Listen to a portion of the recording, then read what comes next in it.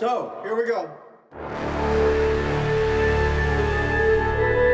As a composer, you are a storyteller. Every time you crawl into the skin of a new character, you write their story.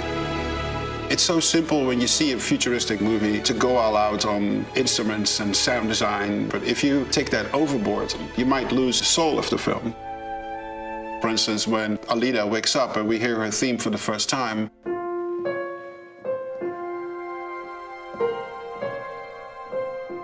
it's very slow and very gentle. Alita, she's lost in the world not knowing who she is. Hello, sleepyhead. She's discovering herself.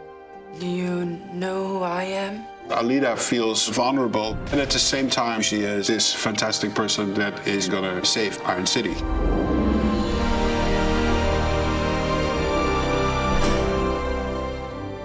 It's such a sweet story, but it's set against a pretty cruel backdrop.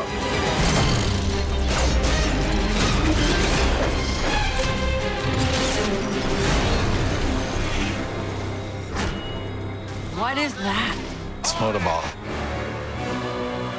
The motorball theme, it's a piece of music to emphasize the excitement what the motorball game is. Everything is going up and down between the music. It's like very intense and very, very heavy.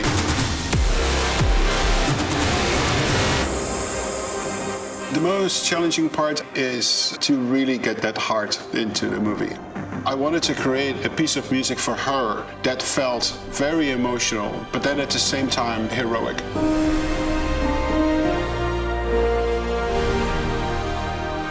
It's always a puzzle where everything just works with one another.